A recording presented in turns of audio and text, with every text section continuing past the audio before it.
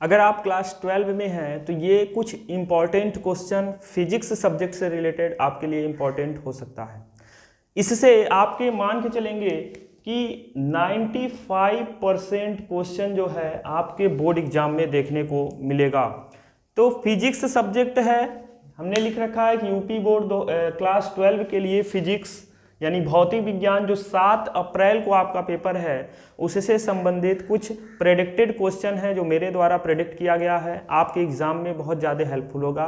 तो अगर आप अभी से इस पे लग जाते हैं तो आपके समझिए 95% मार्क्स जो हैं वो आप अच्छे से क्लियर कर लेंगे।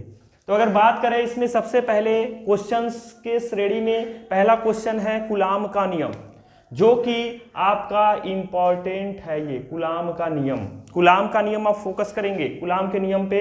दूसरा है अध्यारोपण सिद्धांत तथा आवेश वितरण, इसमें अध्यारोपण सिद्धांत आप टिक करके रखेंगे। अध्यारोपण सिद्धांत बहुत बार जैसे कूलाम का नियम पूछा जाता है, हर एक एग्जाम में मिल जाता है, ऐसे अध्यारोपण सिद्धांत भी आपको देखने को मिलेगा। इसके बाद है वान डे ग्राफ जनित्र, इसे भी आप टिक करके रखेंगे। वान डे ग्राफ जनित्र बहुत ज़्यादा इससे क्वेश्चन पूछे जाते हैं। इसके बाद है वैद्युत क्षेत्र रेखाएं, इसे भी आप टिक करेंगे। वैद्युत द्विध्रुव की अच्छी स्थिति में अत्यधिक दूरी पर स्थित बिंदु पर वैद्युत क्षेत्र की तीव्रता का व्यंजक आप लोगों को पढ़ाया गया होगा, अच्छी स्थिति और निरक्षी स्थिति। तो अच्छी स्थिति यानी अच्छी स्थिति वाले पे आप टिक करके रखेंगे और यहाँ पे निरक्षी पे भी आपको फोकस करना है, लेकिन ये अच्छी वाले के लिए जो व्यंजक आपके लिए वैद्युत क्षेत्र की तीव्रता का व्यंजक है उसको आप फोकस करेंगे। इसके बाद आपका है वैद्युत द्विध्रुव आघूर्ण, वैद्युत फ्लक्स, गास का नियम, इसे आप टिक करके रखेंगे, गास का नियम। इसके बाद आपका है वैद्युत विभव तथा विभवांतर, वैद्युत विभव क्या है, वैद्युत विभवांतर क्या है। फिर इसके बाद वैद्युत संधारित्र क्या है, फिर समविभव पृष्ठ, वैद्युत संधारित्र को आप टिक करके रखेंगे, वैद्युत संधारित्र। फिर इसके बाद आपकी है वैद्युत द्विध्रुव की अच्छी स्थिति में किसी बिंदु पर वैद्युत विभव का सूत्र, इसे भी आप देख लेंगे। इसमें भी दो स्थितियां थी, अच्छी स्थिति निरक्षी स्थिति थी। इसके बाद बात करें तो वैद्युत ऊर्जा और शक्ति, इससे ऑब्जेक्टिव प्रश्न यानी बहुविकल्पी प्रश्न ज्यादा पूछे जाते हैं। तो बहुविकल्पी प्रश्न आप जान ही रहे हैं आज के ट्रेंड में क्या हो गया, 50-20 का हो गया है 70 में।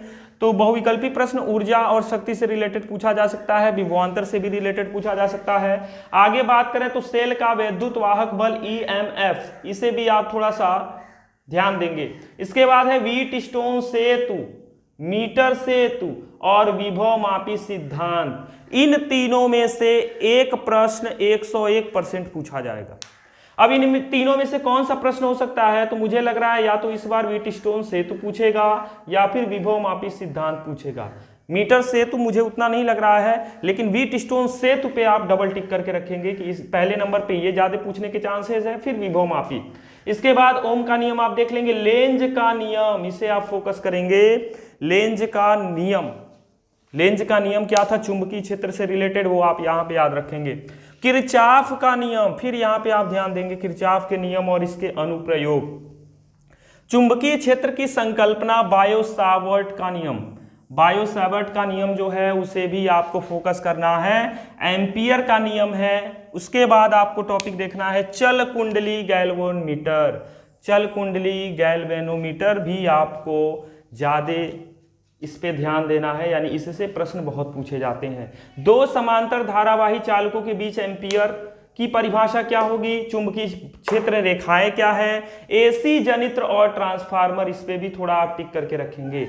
एसी जनित्र और ट्रांसफार्मर, स्वप्रेरण और अन्योन्य, यानी इससे भी प्रश्न आता है कि स्वप्रेरण और अन्योन्य प्रेरण क्या है। वैद्युत चुंबकीय तरंगों की अनुप्रस्थ प्रकृति क्या है, वैद्युत चुंबकीय स्पेक्ट्रम क्या है, प्रकाश का अपवर्तन, ये आप क्लास 10 से ही पढ़ते आ रहे हैं कि प्रकाश का अपवर्तन कि वही क्या होता है कि जब कोई प्रकाश की किरण एक माध्यम से दूसरे माध्यम में प्रवेश कर जाती है तो उसी प्रकार की घटना जो घटित होती है वही प्रकाश का अपवर्तन। फ्रिंज की चौड़ाई के लिए व्यंजक, ये टिक करके रखेंगे, फ्रिंज की चौड़ाई के लिए व्यंजक, इससे प्रश्न पूछा ही पूछा जाता है। गोलीय पृष्ठ पर अपवर्तन का सूत्र, दो गोली पृष्ठ के लिए, अवतल और उत्तल के लिए, तो उन दोनों के लिए आपने जो व्यंजक प्राप्त किया होगा वही व्यंजक सिद्ध करने के लिए देता है। हाइगेंस का सिद्धांत, हाइगेंस के सिद्धांत में हाइगेंस का द्वितीयक सिद्धांत, ये और फिर इसके बाद आपको ध्यान देना है व्यतिकरण पे। व्यतिकरण विवर्तन भी ध्यान देंगे।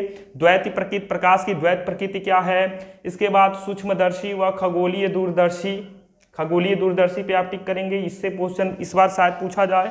और इसे आप टिक करके रखेंगे आइंस्टीन प्रकाश वैद्युत समीकरण।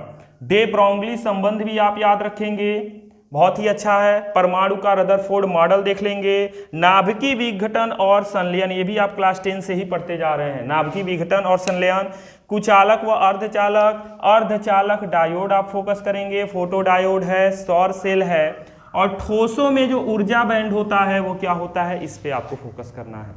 अगर आपने इन सभी टॉपिक को अच्छे से पढ़ लिया, रीड कर लिया, तो आपको अच्छे नंबर पाने से कोई नहीं रोक सकता है। आप फिजिक्स में भी बेहतर नंबर पाओगे और बेहतर से बेहतर और बनते जाओगे। आई होप, मैं यही आशा करूंगा कि आप अच्छे नंबर से पास हों। आप इन सभी टॉपिक को अच्छे से बढ़िया से याद कर लें ताकि आपको एग्जाम में किसी भी प्रकार की समस्या का सामना न करना पड़े। 7 अप्रैल को जो आपका फिजिक्स का पेपर है उसके लिए आपको बहुत बहुत ढेर सारी शुभकामनाएं। आप अच्छे अंक से पास हो और आगे बढ़ते रहें। आप इसे नोट कर लेंगे और क्लास 12 से रिलेटेड जो भी स्टूडेंट होंगे उन तक आप इसे शेयर करेंगे ताकि वो भी इसे पढ़ के आगे बढ़ें। Thank you so much for watching my YouTube channel. आप इसे नोट कर लें।